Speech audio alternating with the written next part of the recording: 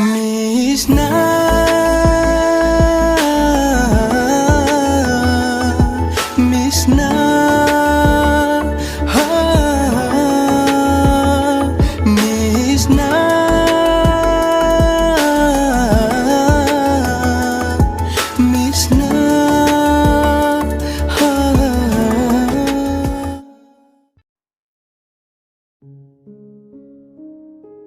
Sor sangna hondoktuna humbangnariba wakhaldusu khara mayeng tanaba hotnajari thangattana leire khutta pairiba lai yekpagi turidusu munnasu yengle mangda kheliba canvas tuda yekpa lotion khidaba laiduni lei chabundu pairiba nupadugi saktam ngasidi juni yekpa lotion ningi aduba kanagi saktam no mana yekadawriba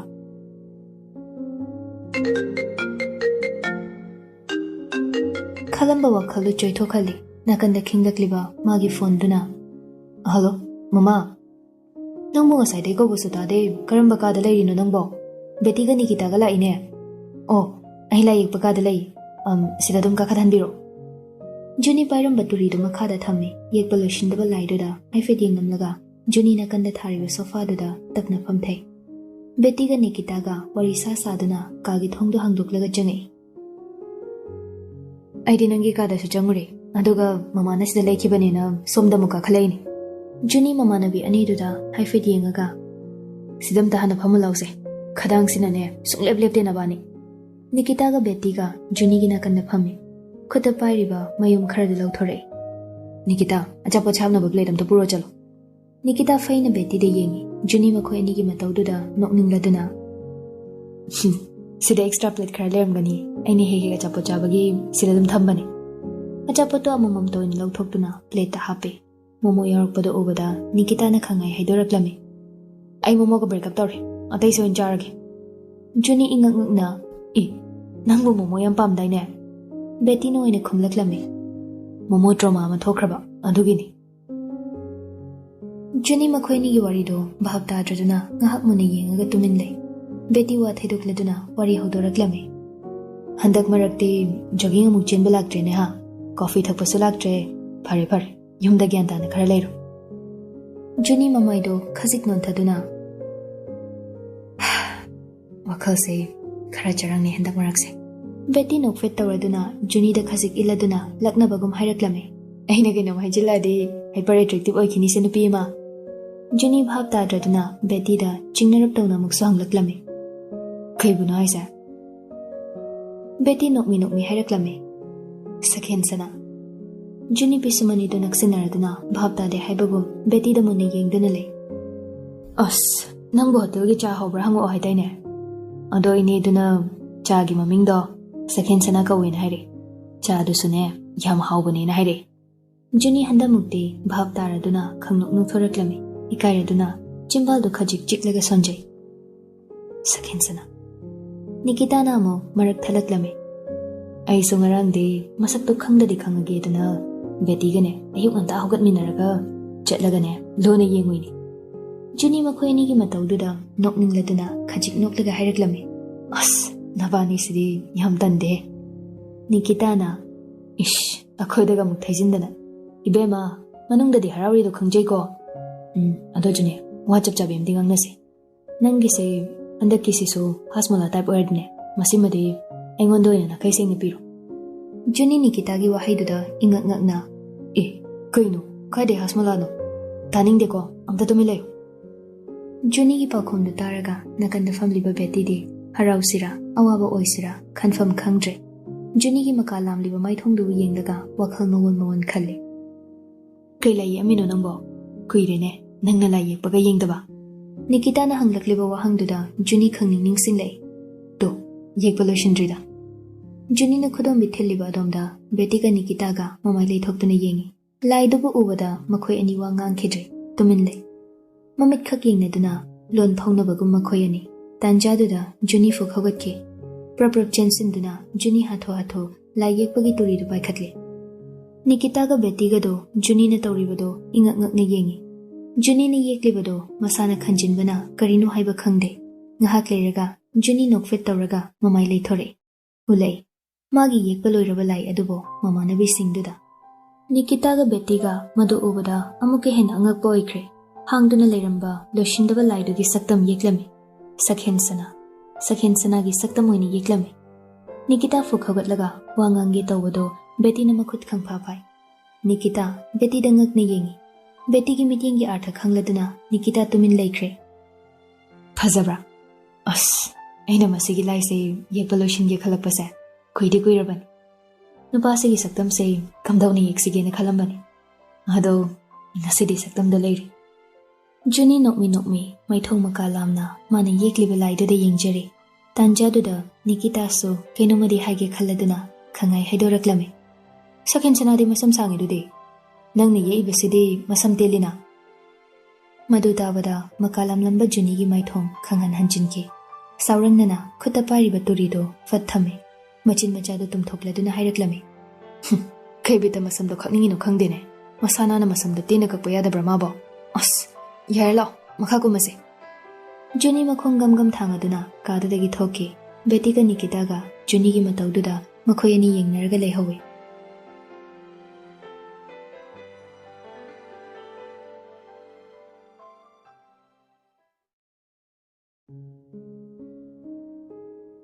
Sakhen-sana machinupigi home tutor ngangnaba halakpadani. Raju gi call lakpado lambida gari do haifet thaijinduna khamlaga call do paikhatle. Hello Raju ai lambida laiye. Thabarubaro ka chalino. Sakhen-na thabakpudi loreda ichen gi ojang ngangnaba chatlubani. Kai leirage. Nang chinglen hoidam talagera. Angambagi pawm lai. Sakhen angambagi ming tabada masado khajik thakat pasupoi. Ai hojimang lagi. Ayuki jak toklaba matungni. Bebicha yonaba laisingdo kari no yeungge haiduna thorakpadani. Lambida mabu kaure. Bebicha! Da Bikram, kaino ngasidi yamngana somda laisiba. Bikram ingangna paukhom piraklame. Kaino, nang paukhang driba. Amado, jiri dagi ngasi laani na haida. Yaubu yormani, nang suchatlusidana, lao. Bebicha masado sor honba kaukibagum chaplipdana lai. Wangangda tumin leibaduda Bikram pakhana mu kauraklame. Bebicha, kidorge, law, chaminarse. Bebicha mangakto haifet nomladuna Bikram gi matung tapna inare, chatna Wakhal dudi amada tauri. Kari haigani, kari hangani, kari tamgani, khanghaude, yumdugi thongal mapa yorami. Ure, tum onthokduna mangolduda bektu chen hangdoklaga, kari no magi pochai singdu yengliba. Bikram madu ubada praprup chinsinduna ngaksamda khangkon konsilaga managanda chongkhatle. Oi, amomgi baishno. Wahaido tabada kanano khangi nokladuna. As, bhai, ngaktik dore, amta lauthose. Lauthobana khutto. Bikram koliba makhutto thadoi. Tung haifet onthokduna yenglubada Bebicha machi lingda leptuna leirambaduna lauraklame. Kedore Bebicha, changodana. Kaino lepaga leidubo mitop tawna. Tung onthokduna leplamba mahakso tapna mamai leithore. Ure misaktugi saktamso mayek sengna. Harau nokmi leplibado. Hongdri ahongba leite mahakte. Adubu maga sagonariba khudingmakte ahongba naireko. Danganba. Bebicha nangsu lairo. Changola sida phamuse. Bebicha makhongdu tapna thangi. Mikupsini mahakna khwaidagi kijabaso. Mikupsi yorakani khanbada wajakibani. Adubu handuna chenbada yadre ngasidi. Ichalde leisabi pharamene. Exam suma gwangna pass tawre hai nabungna gainum bizadoini. Bebicha nokfetamak tawi wangangna bapangal so loina loikrabagum tawri ngasidi. Mayamna irang langbadu tabada tombi imungdagi thore. Aima icha Bikramga icha Bebicha ga waridana. Nabani lakpase irang langi tawrise. Horendine ima ensang ahobam thongi chak charaga hankroko. Bebicha mafamduda kuina leiningde nganbagi saktam uraga hena leitafam khangde. Ine ai thawak mafamda chatkadabani kona nongma charage. Madu tabada nganbana fadhaire. Chumine nangi leikabaram tawbada. Dukandubu gai lege ai somta yengningine. Madu taraga Bebicha amuke hena masado ithak thakatle. Mamang lekai gi angang aboido mana senaramgani nongma yengwada nganba. Bikram Bebicha gi matawdu bhab taraduna masu mating pangsilai. Noma khoi mem pulap chase. Ngasidi nang lakpada sungairi. Tombi tanjado da marak thadlaklami. Ngai khone yumse pochei somta leiramai. Bunga nang pochei khra leirugera. Baby chagi legi dukan du su yengba chatpoina. Ngan ba harau harau khumlaklami. Ohoi ma phana sungali imagi pochei su leiragi. Ichagi dukan su yenguragi. Baby chaga Bikram gadi tofam ama khangdre. Makhong makhut punsinduna khamba su yadabana ngan ba makhoi ga punna chatminabada tare.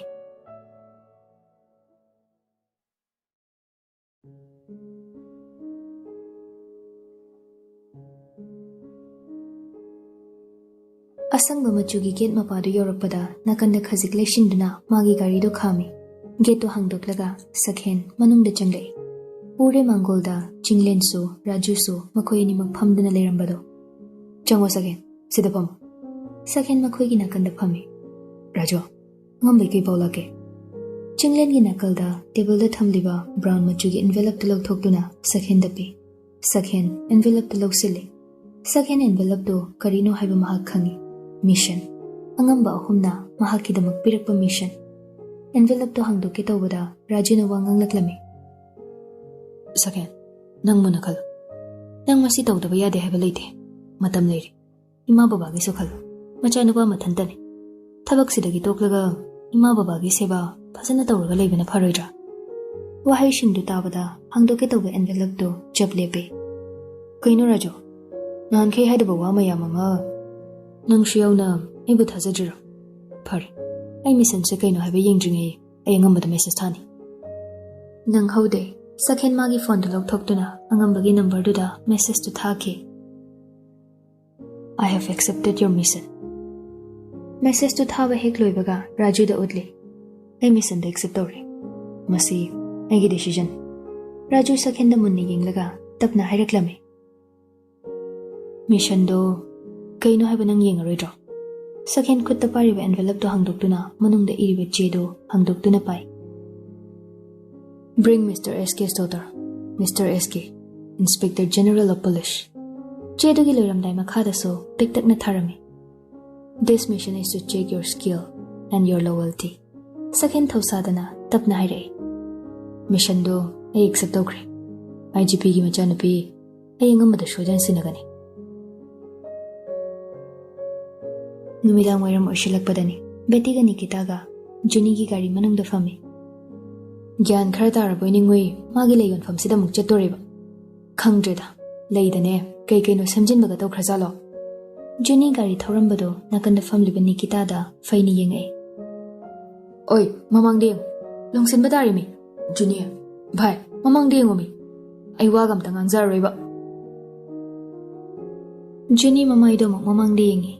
Layon phamapadu yoraduna gari do khami koyeng yengi ngasidi ujeningba sakta mama udabagum tawi wakhal do khasik nungai jade adubu mafam du da laklabanina aboi unaram ke khaladuna gari dagi kumthare makhoi hom layon phamdugi mamangda lepe ngasidi aboi leiba ude tung onthokduna nupa ama lei makhal makhal singdubo koini yengle Juni ne kawraklame kenomda layamda khanjageba masana na lepliba Furit angawa litliba nupado Juni gi khonjel tabada freeze tawkhibagum masado chap leptuna le tapna mamai du leithoraklami kari pakhuno challiba ure mangda leplibi saktamdo ahongba leitri magi nungshirabi MITSNA-2 so mitka michane adubo karigumba amadi awatpa leibagum tawri MITSNA-2 da tariba magi nungshibagi mami Thiba khangdabagum tawre ngasidi mamido.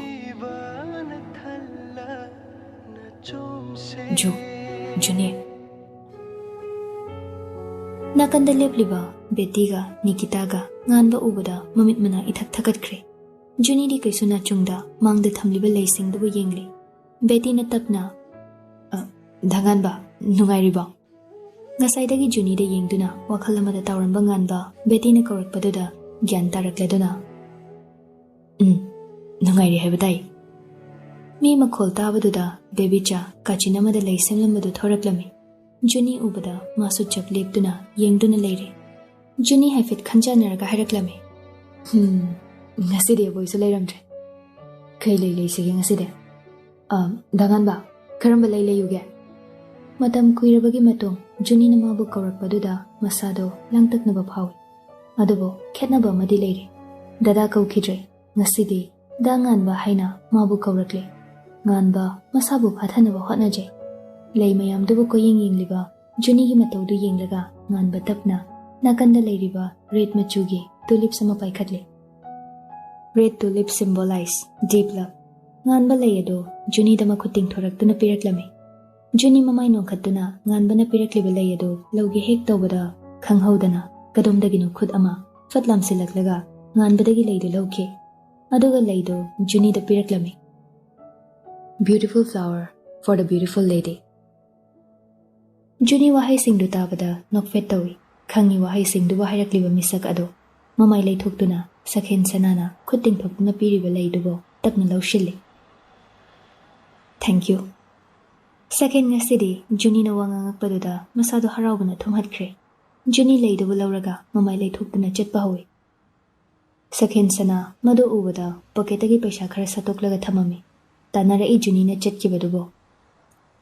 Taunariba mataudo haubadagi khudingmak yengliba nganba bebicha beti nikita di lonthoktoba mitam gumna chap leptuna leinare. Yenglam laga nungshi mi yenga yengdaba sana chatkiba.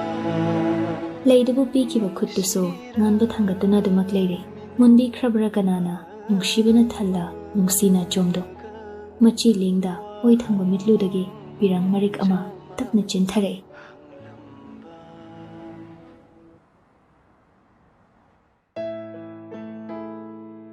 Juni laydubo makhutna pairaduna magi khamlamba gari tamna chatle.